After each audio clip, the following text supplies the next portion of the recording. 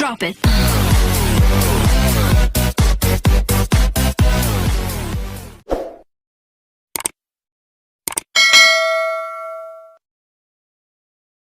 Assalamualaikum warahmatullahi wabarakatuh. Berjumpa dengan saya Erika Prima.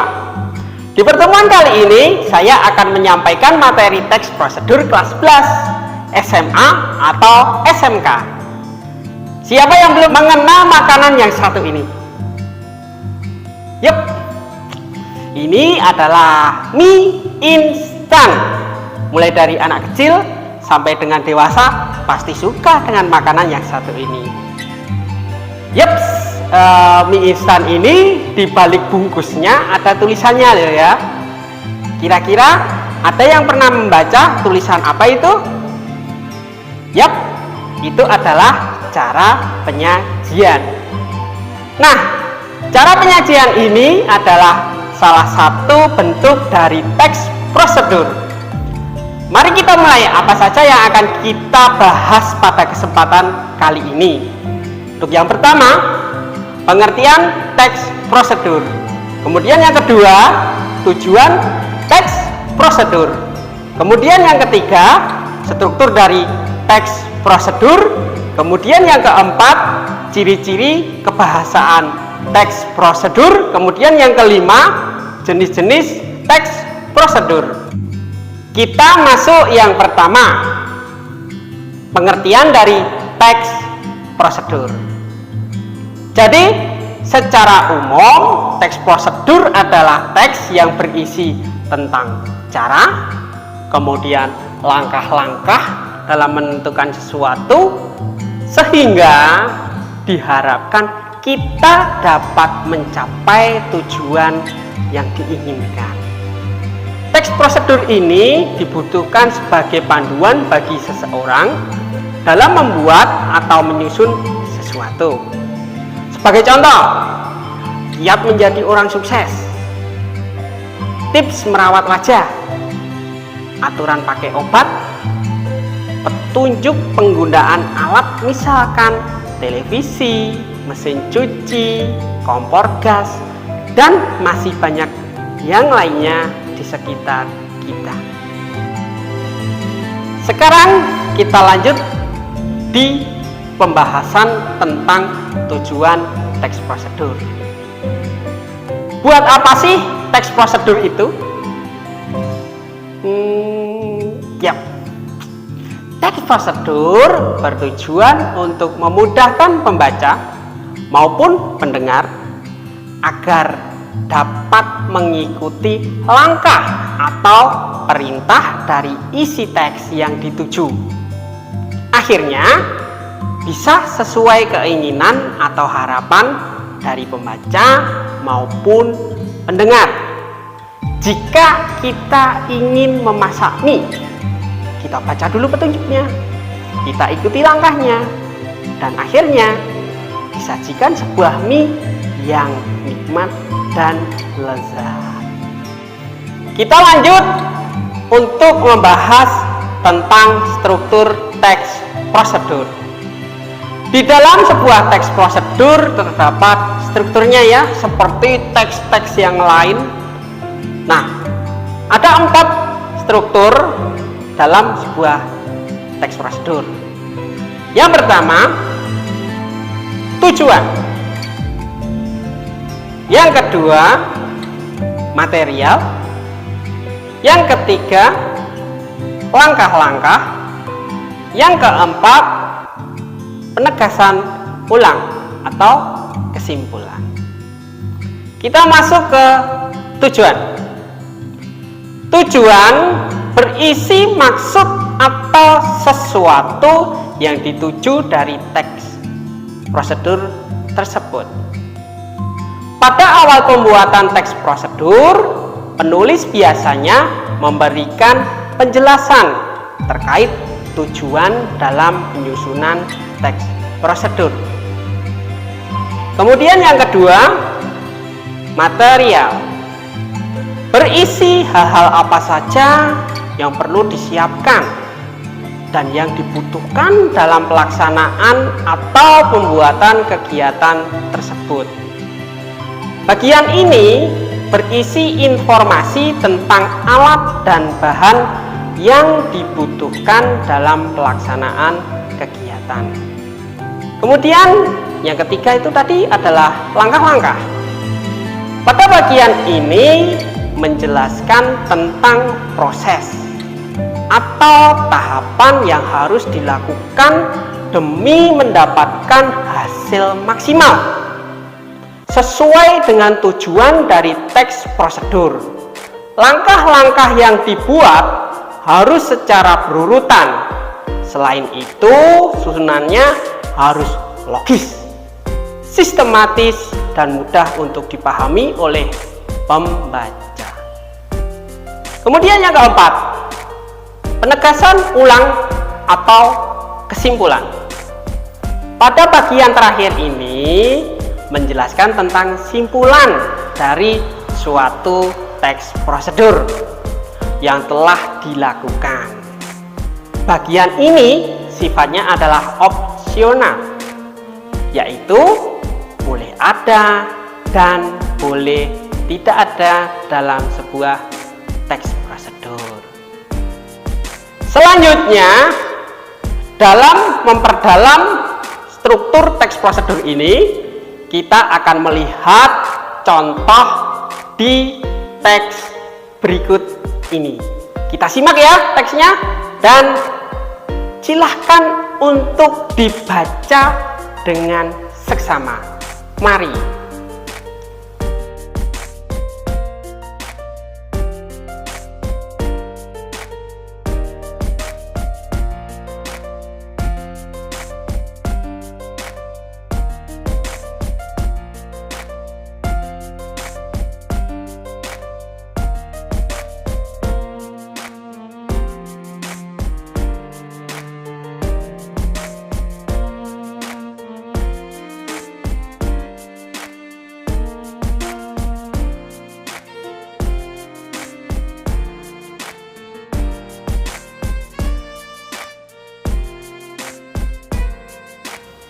Itulah struktur dari teks prosedur. Namun, tidak selalu teks prosedur menampilkan keempat struktur yang ada. Jadi, ada bagian yang tidak terdapat material, kemudian ada juga bagian penegasan ulang tidak ada. Namun, itu adalah teks prosedur. Selanjutnya kita masuk ke bahasan yang keempat, yaitu ciri kebahasaan yang digunakan dalam teks prosedur. Yang pertama, menggunakan kata imperatif. Apa itu kata imperatif? Ada yang tahu? Yeps. Nih, kata imperatif adalah kata yang mengandung perintah. Di antaranya, kata kerja yang diakhiri dengan akhiran i, kan, lah.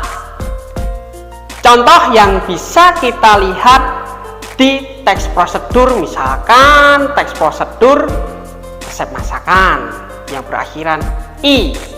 Itu ada kata bumbui, garami, kemudian yang akhiran kan, masukkan, tiriskan, bersihkan.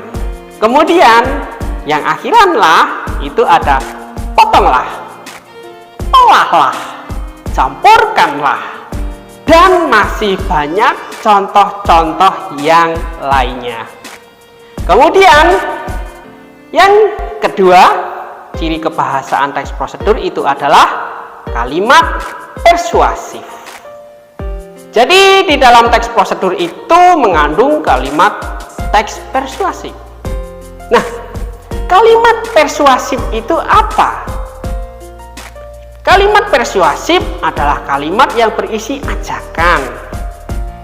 Jadi contohnya itu ada kalimat sebaiknya angkat bawang merah sebelum benar-benar kering agar tidak gosong. Ya itu. Kemudian ayo mulai berinvestasi agar kita merdeka finansial di usia yang masih muda. Kemudian ciri kebahasaan yang ketiga yaitu memakai konjungsi. Konjungsi sering kita sebut sebagai kata penghubung. Dalam teks prosedur, konjungsi yang kita bahas terdiri dari dua macam, yaitu konjungsi persyaratan. Konjungsi persyaratan adalah kata penghubung yang menyatakan syarat. Contohnya, jika, bila, andai, kalau, asalkan, dan lain sebagainya. Kemudian yang kedua yaitu konjungsi temporal. Apa itu konjungsi temporal? Konjungsi temporal ini sifatnya merupakan kata penghubung yang menandakan urutan waktu. Contohnya, lalu, kemudian, selanjutnya, setelahnya, dan lain sebagainya. Kemudian ciri kebahasaan yang keempat dalam teks prosedur yaitu menggunakan kata keterangan untuk menyatakan rincian waktu, tempat, dan cara. Contohnya, untuk yang rincian waktu, masak selama 5 menit. Kemudian contoh berikutnya, cas handphone kurang lebih 1 jam dalam keadaan mati. Itu adalah contoh yang rincian waktu. Kemudian untuk tempat, contohnya yaitu masukkan sayur di wajan, taruh adonan kue yang sudah jadi ke dalam kulkas. Itu adalah tempat ya, menunjukkan tempat. Kulkas menunjukkan tempat, kemudian wajan menunjukkan tempat. Seperti itu ya, tempat jelas. Kemudian berikutnya adalah cara. Cucilah sayur dengan bersih. Adukkan campuran pasir, ya pasir, kemudian semen, kemudian air sampai rata. Mau buat apa coba? Mau buat bangunan, begitu ya. Selanjutnya kita masuk pada jenis-jenis teks prosedur. Teks prosedur itu juga ternyata memiliki beberapa jenis loh. Penasaran? Berikut jenis-jenis teks prosedur. Yang pertama, teks prosedur sederhana. Teks prosedur sederhana hanya berisi 2 atau 3 langkah saja. Kalau 1 tidak ya, jadi 2 atau 3 langkah saja. Contohnya, prosedur untuk mengoperasikan setrika, prosedur untuk mengoperasikan komputer, prosedur untuk mengoperasikan televisi, dan masih banyak lainnya. Kemudian yang kedua, teks prosedur kompleks. Teks prosedur kompleks terdiri atas banyak langkah-langkah dan jenjang untuk tiap tahapannya. Contoh, prosedur pembayaran tilang. Itu adalah teks prosedur kompleks. Jadi langkah-langkahnya banyak, gitu ya. Kemudian yang ketiga, teks prosedur protokol. Teks prosedur protokol merupakan teks prosedur yang langkah-langkahnya bisa dibulak-balik. Tetapi tujuannya tetap bisa tercapai. Contohnya, cara memasak mie instan. Kita olah mie instan, bisa kita tuangkan bumbunya ketika ada kuah, kemudian disajikan. Bisa bumbunya nanti terakhir setelah selesai dimasak, dituangkan kuah, tapi hasilnya tetap sama. Mie enak untuk dimakan. Nah, ini ada beberapa contoh dari teks sederhana, kompleks, dan protokol. Silahkan disimak.